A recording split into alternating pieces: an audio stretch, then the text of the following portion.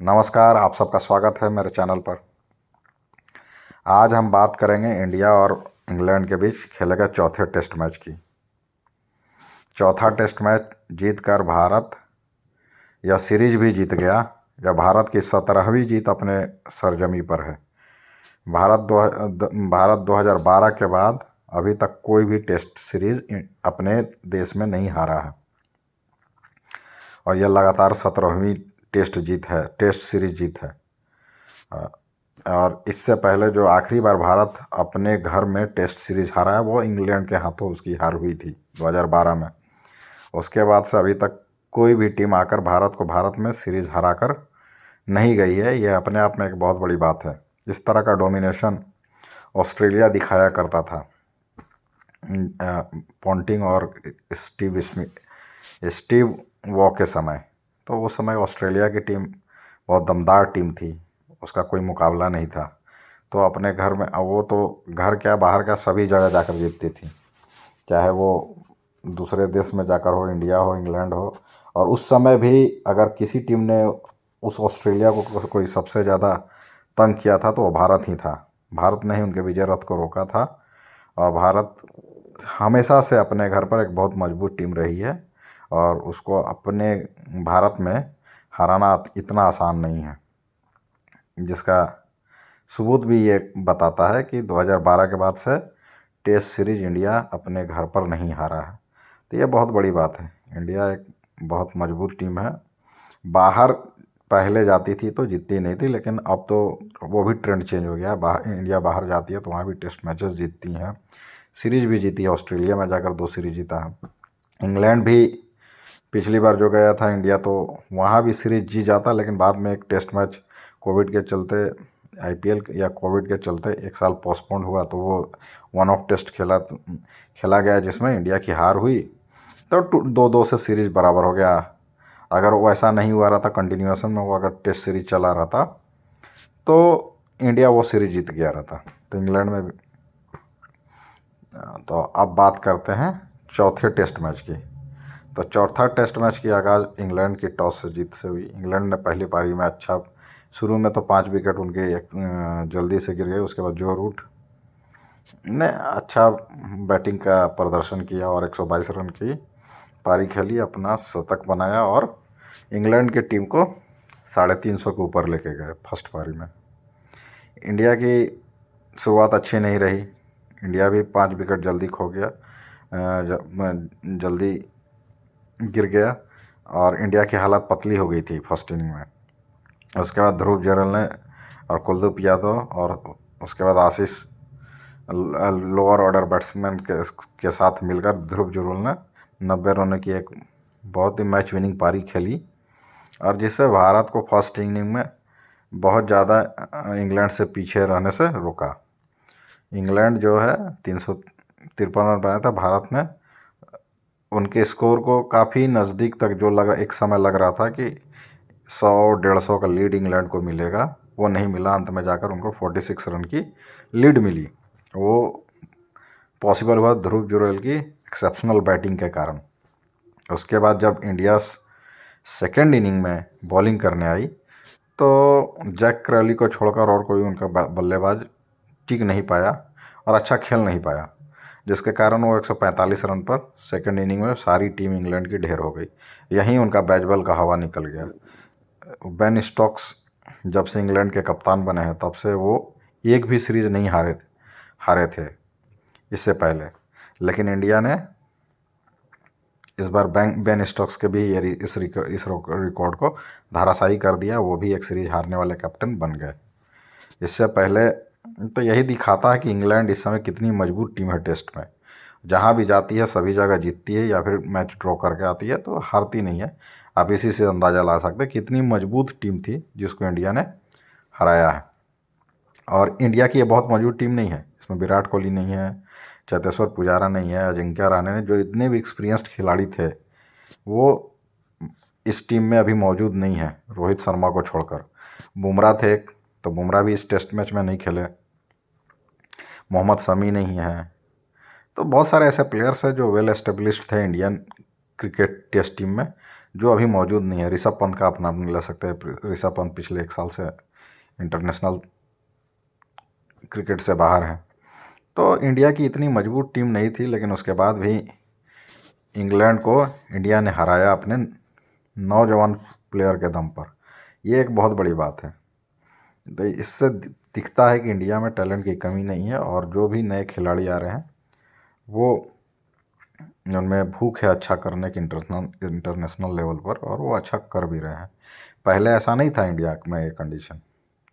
पहले मैं जब से क्रिकेट देख रहा हूँ, मुझे अभी जो नए क्रॉप के लड़के आते हैं उसमें उनमें लगता है कि क्रिकेट वो आते हैं तो अच्छा प्रदर्शन करते हैं। पहले इंडिया के मैक्सिमम यंगस्टर्स जो आते थे उतना अच्छा प्रदर्शन कर नहीं पाते थे।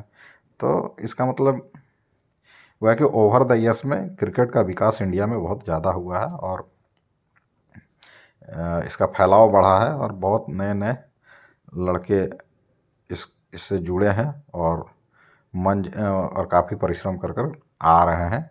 तो एक अच्छा टैलेंट पूल बन गया है, और भारत जो है भारत में क्रिकेट का बहुत अच्छा से विकास हुआ है, डेवलपमेंट हुआ है। तो क्रिकेट का भविष्य बहुत ही उज्जवल लग रहा है।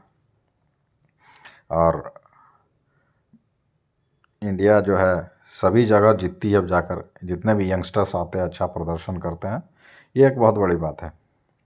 अपने यंगस्टर्स के दम पर टेस्ट इंग्लैंड जैसी टीम को हराना ये आसान काम नहीं था, लेकिन hats off to Indian team, उन्होंने इंग्लैंड को सीरीज़ हरा दिया।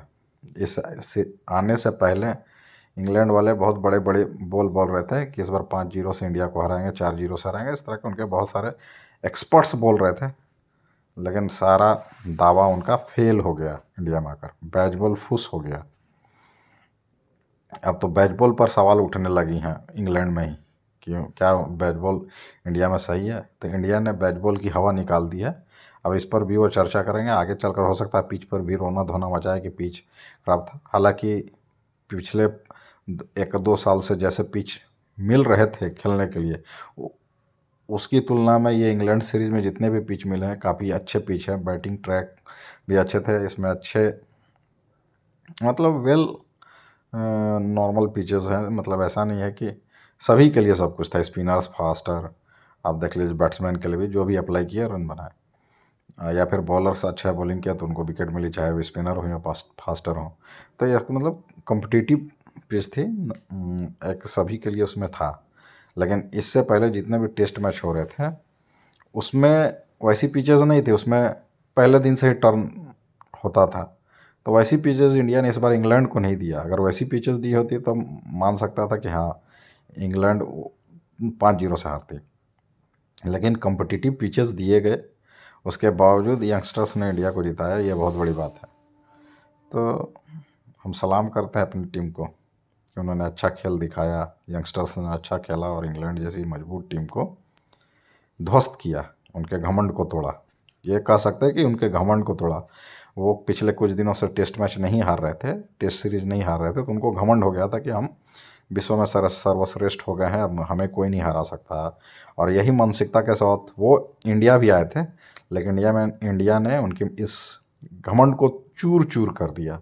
वो हार गए हैं। अब इसके बाद जो टेस्ट मैच, अगला टेस्ट मैच, 5वां टेस्ट मैच है, वो धर्मशाला में है। देखते हैं वहाँ क्या होता है। लेकिन मुझे उम्मीद है कि वहाँ भी इंडिया इंग्लैंड की बैट बॉल की हवा निकालेगी, और वो टेस्ट मैच भी जीतकर 4-1 से सीरीज अपने नाम करेगी। और अभी वर्ल्ड टेस्ट चैम्पियनशिप में भारत दूसरे पायदान पर है, फर्स्ट पायदान पर न्यूजीलैंड है। तो इंडिया इस बार भी लग रहा है कि वर्ल्ड टेस्ट चैम्पियनशिप के लिए फाइनल के लिए क्वालिफाई करेगी और वो खेलेगी।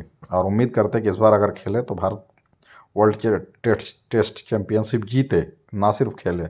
भारत तो पिछला दो टेस्ट चैम्पियनशिप हुआ, दोनों के फाइनल खेला है, लेकिन दोनों में उनकी हार हुई है। एक न्यूजीलैंड के हाथों, एक इंग्लैंड के हाथों, सॉरी ऑस्ट्रेलिया के हाथों। तो इंडिया को इस बार ना सिर्फ पहुंचना है बल्कि जीतना भी है इस बार। तो मुझे ऐसा उम्मीद है कि इस बार इंडिया वर्ल्ड टेस्ट चैम्पियनशिप भी जीतेगी, क्योंकि अच्छा खेल रही है, यंगस्टर्स भी अच्छे आ रहे हैं, चाहे वो बॉलर्स हो चाहे बैट्समैन हो, जो भी आ रहे हैं उन्होंने वो अपना काम बखूबी निभा रहे हैं। तो एक अच्छा लॉट है, क्रॉप है। अभी मान लीजिए पंत ठीक हो जाएंगे, वो आ जाएंगे टीम में। श्रेयस अय्यर, केएल राहुल, ईशान किशन, बहुत सारे अभी हैं जो पीछे हैं, और जैसे फिट होंगे वो टीम में जुड़ेंगे, टीम और मजबूत हो जाएगी। अब देखना है कि इंडिया जैसे सरफराज हो गए या ध्रुव जुरैल हो गए, ये लोग बाहर जाकर कैसा प्रदर्शन करते हैं। जब वो विदेश जाएंगे, इंग्लैंड जाएंगे, ऑस्ट्रेलिया जाएंगे, साउथ अफ्रीका जाएंगे जब खेलने, वहाँ उनका प्रदर्शन कैसा रहता है अब ये देखना। इंडिया में तो उन्होंने साबित कर दिया खुद को कि नहीं, उनमें दम है, इंडिया में वो अच्छे खेल सकते हैं। अब उनको ये दिखाना कि बाहर में वो जाकर कैसा खेलते हैं। अगर बाहर में भी वो सफल हुए इसी तरह जिस तरह इंडिया में हुए, तो ये इंडिया के लिए बहुत ही अच्छा होगा, इंडियन क्रिकेट के लिए, इंडियन क्रिकेट के फ्यूचर के लिए। तब इसी के साथ हमारी ये चर्चा समाप्त होती है। धन्यवाद। कृपया चैनल को लाइक और सब्सक्राइब करें और सपोर्ट करें। अभी मैं नया नया हूँ, एनालिसिस नया नया करना सीखा हूँ। बहुत जगह खामियां हो सकती हैं, गलती हो सकती है, लेकिन धीरे धीरे मैं इसमें सुधार करता जाऊँगा, क्योंकि आदमी अपनी गलतियों से ही सीखता है, और मैं भी अपनी गलतियों से सीखने का प्रयास कर रहा हूँ, और उसमें सुधार करने की निरंतर चेष्टा रहती है। तो कृपया चैनल को लाइक सब्सक्राइब करें और सपोर्ट करें। धन्यवाद। जय हिंद, जय भारत।